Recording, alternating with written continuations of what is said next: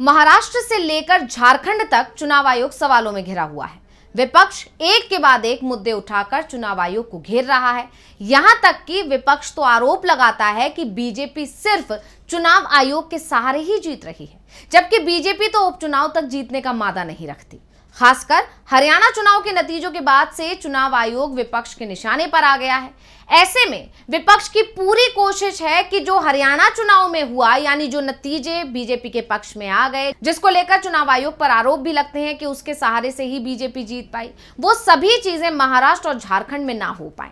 नतीजा, विपक्ष हर मुद्दे को चुनाव आयोग के सामने रख रहा है और अब विपक्ष ने एक बार फिर चुनाव आयोग से शिकायतें की हैं। तो आखिर क्या कहा है कांग्रेस ने, क्या है मामला, क्या विपक्ष के आरोपों को गलत साबित कर पाएगा चुनाव आयोग, क्या अपनी छवि को खराब होने से बचा पाएगा चुनाव आयोग, इसी पर हम अपनी स्पेशल रिपोर्ट में करेंगे चर्चा। नमस्कार, मैं हूं अंशिता। महाराष्ट्र और झारखंड दो राज्यों में चुनाव चल रहे हैं और सभी दल तैयारी में जुटे हैं, लेकिन इन तैयारियों के बीच अब विपक्ष आरोप लगा रहा है कि उन्हें प्रचार नहीं करने दिया जा रहा है। दोनों ही राज्यों में विपक्ष ने चुनाव आयोग से बीजेपी के खिलाफ शिकायत की है।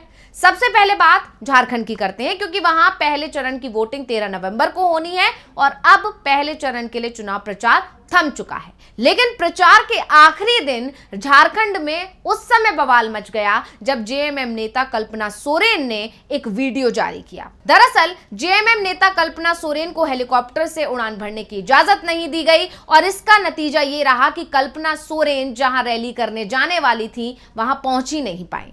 कल्पना सोरेन जगन्नाथपुर की रैली में समय से नहीं पहुंची और लातेहार की रैली में तो वो पहुंच ही नहीं पाई, यानी जहां टाइम लेट हुआ तो इसकी वजह से उन्हें अगली रैली अपनी रद्द भी करनी पड़ गई।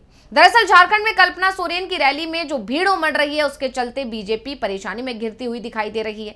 ऐसे में कल्पना को प्रचार से रोकने की साजिश भी रची जा रही है और इसी सब को लेकर कल्पना ने चुनाव आयोग पर भी सवाल खड़े कर दिए और तमाम सवाल पूछ लिए हैं। क्या कुछ बोली है कल्पना सोरेन, पहले सुन लेते हैं। जोहार, आज अभी हम घाटशिला में हैं और घाटशिला में यहाँ मेरा कार्यक्रम था आदरणीय रामदास सुरीन भैया का। हम लोग चुनावी सभा कर रहे थे। इसके बाद मेरा कार्यक्रम जगन्नाथपुर, लातेहार और तोरपा में है।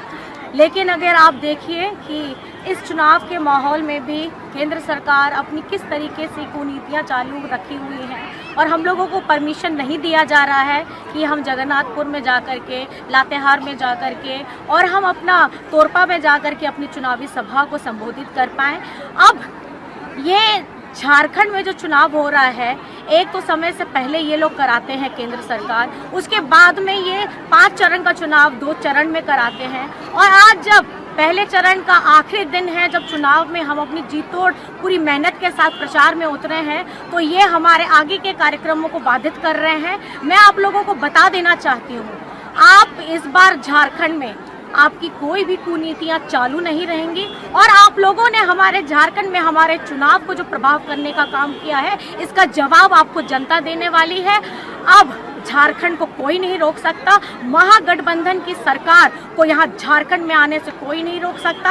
आप लोगों ने अपना जितना भी प्रपंच किया था, चाहे हेमंत सोरेन जी को जेल में डालने का काम किया था, चाहे हमारी इस चुनावी सभा को आप लोगों ने परमिशन ना दे करके रोकने का काम किया है, मैं आपको बताना चाहती हूँ कि अब झारखंड का जनता अब पूरा आशीर्वाद महागठबंधन सरकार को देने वाली है और आपकी कुनीतियों को खत्म करने का हम लोगों ने अब दृढ़ संकल्प कर लिया है। अब हम आ रहे हैं, अब आप झारखंड को रोक नहीं पाइएगा, रोके पारबे ना, एकदम झारखंड को रोक नहीं पाइए। अब एक तरफ कल्पना सोरेन ने ये गंभीर आरोप लगा दिए, वहीं दूसरी तरफ कांग्रेस ने राज्य की भाजपा के खिलाफ चुनाव आयोग से एक शिकायत की है।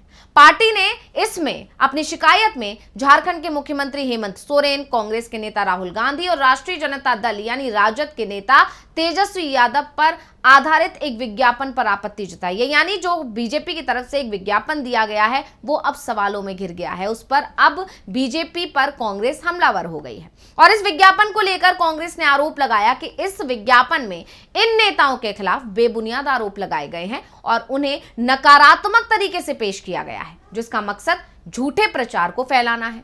वहीं पार्टी महासचिव जयराम रमेश ने चुनाव आयोग को एक ज्ञापन सौंपा है, जिसमें उन्होंने भाजपा से इस विज्ञापन को तत्काल हटाने की मांग की है। उन्होंने कहा है कि भाजपा झारखंड के आधिकारिक फेसबुक पेज पर प्रकाशित ये विज्ञापन आदर्श चुनाव आचार संहिता और अन्य चुनावी कानूनों का उल्लंघन करता है। शिकायत में यह भी कहा गया है कि इस विज्ञापन में भाजपा ने पहले झामुमो, कांग्रेस और राजद के नेताओं से मिलते जुलते अभिनेताओं का इस्तेमाल करने की कोशिश की है।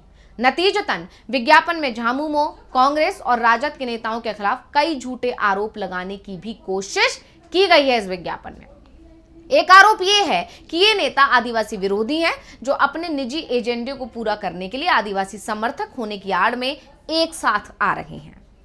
तो इस तरह से झारखंड में बीजेपी बुरी तरह घिरी हुई है और झारखंड के अलावा यही हाल महाराष्ट्र में भी नजर आ रहा है। झारखंड ही नहीं बल्कि महाराष्ट्र में भी विपक्ष चुनाव आयोग से शिकायतें कर रहा है और बीजेपी के खिलाफ एक्शन कब होगा, ये सवाल लगातार पूछ रहा है। दरअसल शिवसेना यूबीटी के चीफ उद्धव ठाकरे ने भी चुनाव आयोग के अधिकारियों पर नाराजगी जाहिर की है। उन्होंने अपनी नाराजगी जाहिर करते हुए चुनाव आयोग पर भी सवाल खड़े कर दिए और एक तरह से यह आरोप लगा दिया है कि वो सिर्फ बीजेपी का समर्थन कर रही है। दरअसल यवतमाल जिले के वानी हेलीपैड पर उद्धव ठाकरे के बैग की जांच की गई और इसी को लेकर उद्धव ठाकरे अब नाराज हो गए हैं।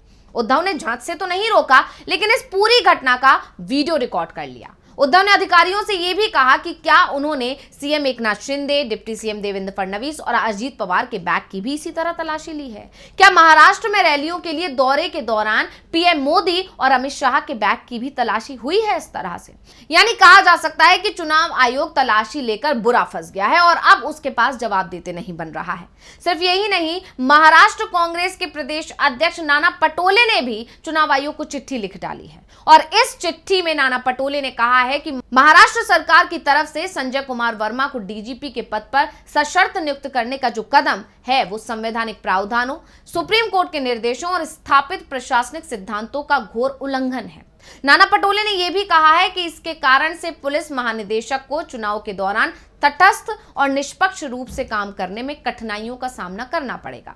महाराष्ट्र कांग्रेस अध्यक्ष पटोले ने मांग की है कि चुनाव आयोग अपने अधिकारों का उपयोग करके संजय वर्मा की अस्थायी नियुक्ति के आदेश पर तुरंत निर्णय ले।